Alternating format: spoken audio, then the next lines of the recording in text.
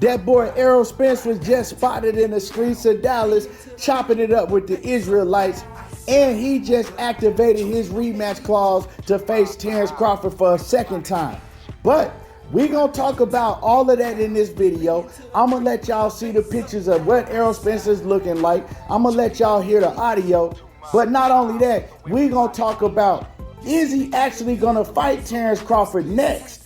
Or do they have other plans, even though he did activate his rematch clause? We're going to cover all of that in this video. But before we do that, make sure that you hit my like button and subscribe to the channel if you're not already subbed to the channel. Now, everybody been wondering what's going on with Errol Spence. We ain't heard from Errol Spence. We ain't seen nothing of Errol Spence.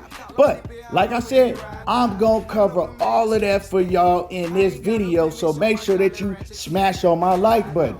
Now, Errol Spence, man, we all know he went out there and made a whole bunch of money against Terence Crawford. And yeah, he didn't come out of that fight on the winning side. He had to deal with a whole bunch of scrutiny, a whole bunch of trolls on the internet. But I doubt he paying attention to any of that because that man is paid. But of course, you know what I'm saying, this is a competitive sport and you don't want to lose to nobody like Crawford. So Errol Spence told everybody he wanted his get back. He told everybody, look, I do want that rematch. He told you right after the first fight, and now he's just activated that rematch clause. So we definitely gonna talk about what takes place now, because it's a lot more business to be done than just getting the rematch. Unfortunately, it don't work like that, and we're gonna break all that down in this video. But also, Errol Spence was just spotted in Dallas, and you know, he was chopping it up to the Israelites. And EJ, man, he showed, man,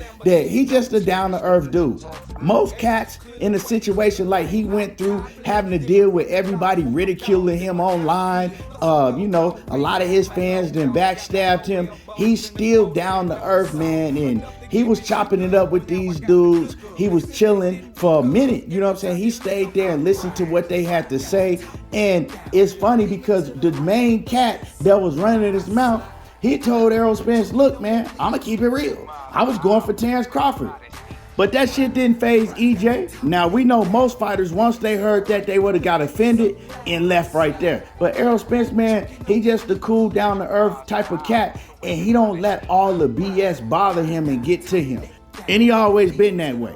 So you got to respect that man. These clowns running around that's obsessed over Errol Spence and just obsessed on hating on that man like they got some type of infatuation with him, talking about him when the topic has nothing to do with Errol Spence. I mean, some of you dudes is just beyond weird. You know what I'm saying? Like I said, man, that man got paid and he ain't worried about none of that shit. He gonna go get his get back, or at least he gonna try to go get his get back like a man is supposed to do.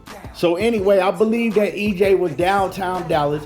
He was just about to hop in his whip and dip out when he got approached by some Israelites, you know, and they started reading him some scriptures.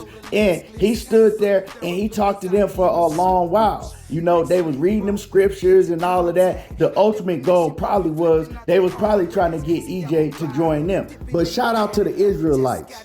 And like I said, man, EJ, he was cool. You know, he stood there and he listened to these dudes, you know, talk his head off for a long minute, for about 10 minutes, you know what I'm saying? And he stood there the full 10 minutes or more and listened to these cats. But a lot of people been wondering, what does Errol Spence look like now? I'm gonna keep it 100.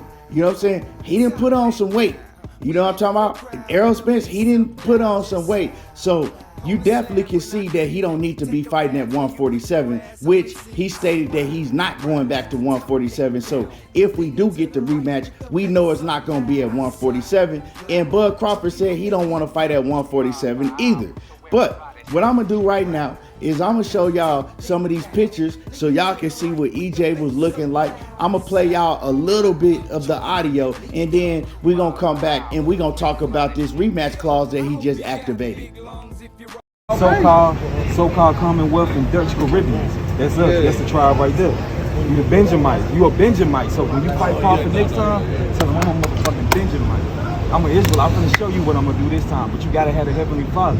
Even though I knew I was going with Crawford, I ain't gonna cap. Yeah, I would. You know what I'm saying? I was going with Crawford over there. But you still an Israelite at the end of the day. And me and you from the same tribe.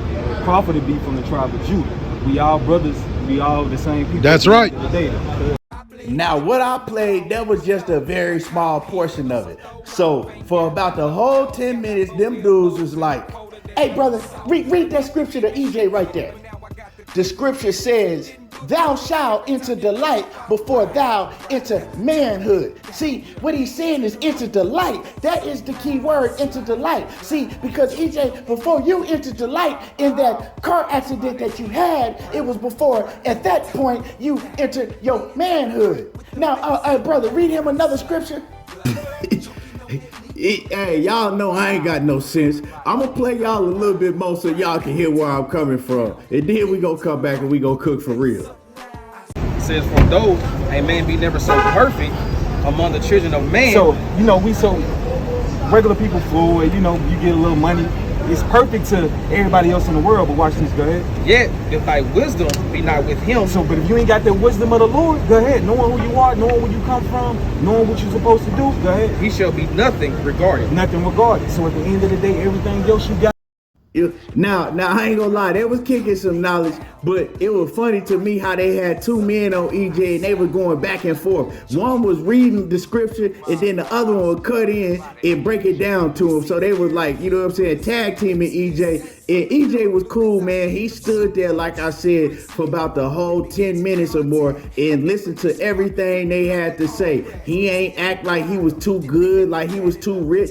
And that just showed you how down to earth he was, man, because most celebrities especially, they would have walked off and act like they ain't even here. Or they would have been like, no, I'm busy, I gotta go.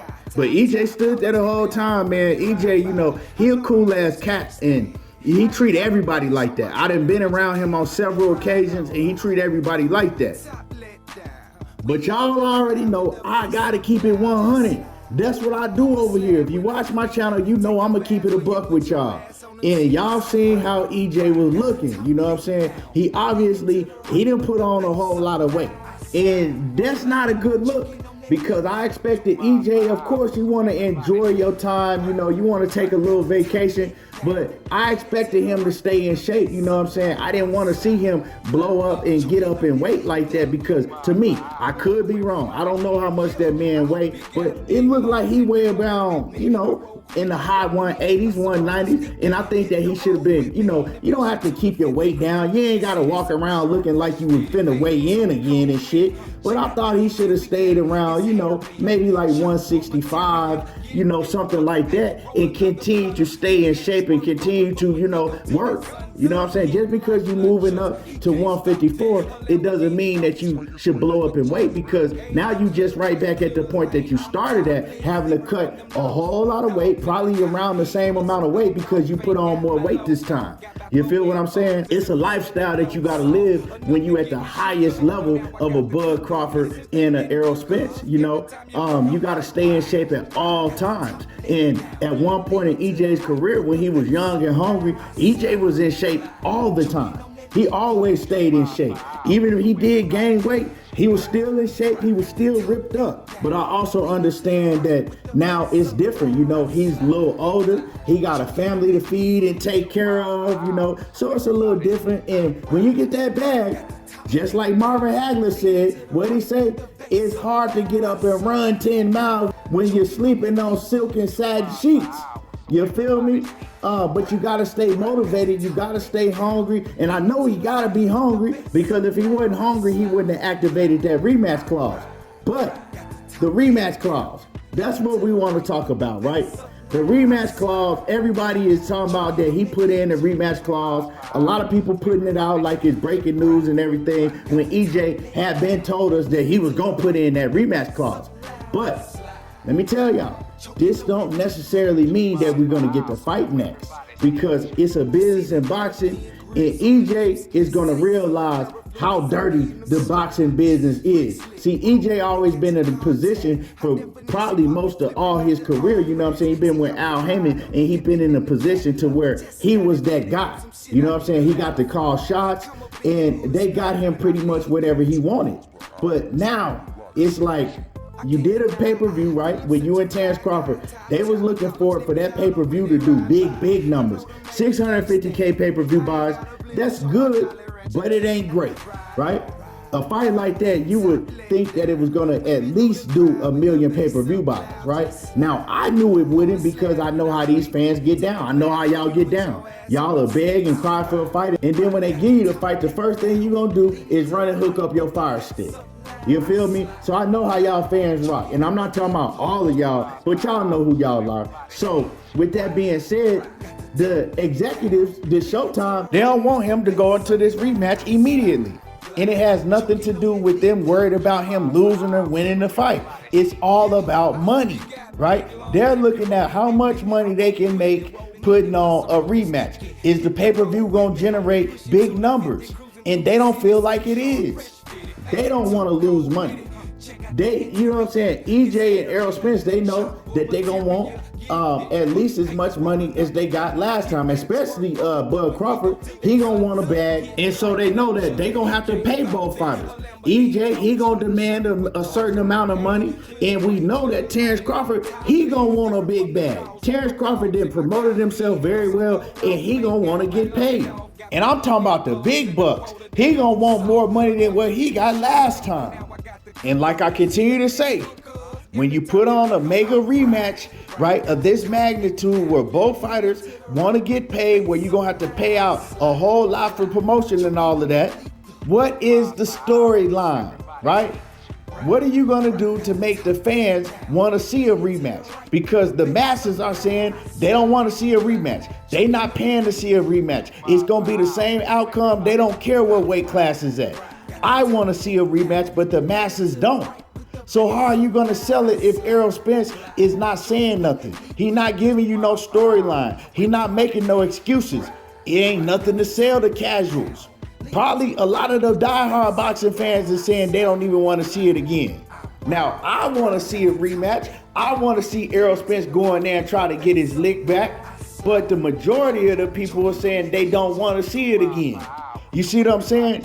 And the executives know that. So they not in the business of losing money. They in the business of making money. You better believe that.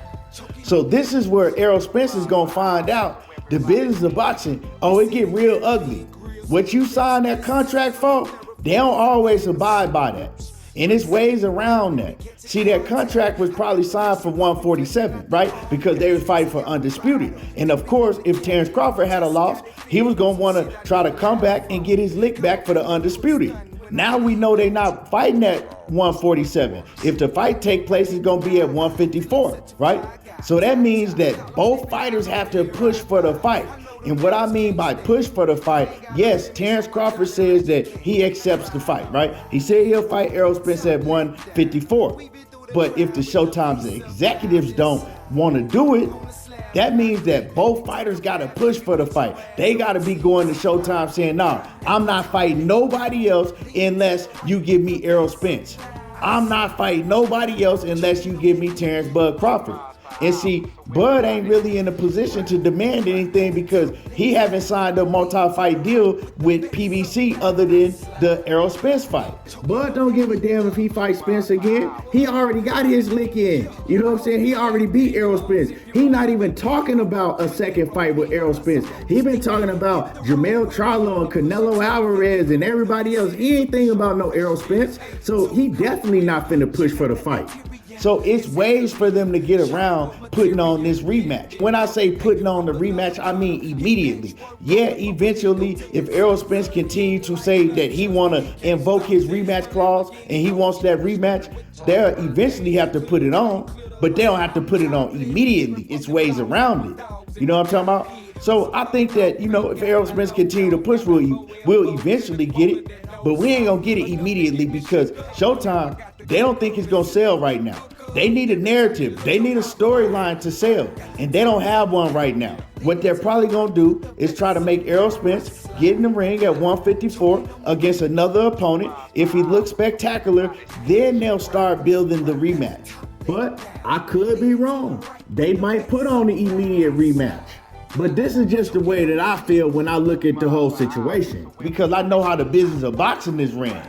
So we'll see what happens. Y'all shoot me a comment in the comment section. Let me know what y'all think is gonna happen. Also, let me know how y'all feel about everything else that I covered in this video. Drop a comment. Make sure that you hit my like button. Subscribe to the channel if you're not already subbed to the channel. And y'all already know how I do. There you go, talking that boxing again, and I'm gone.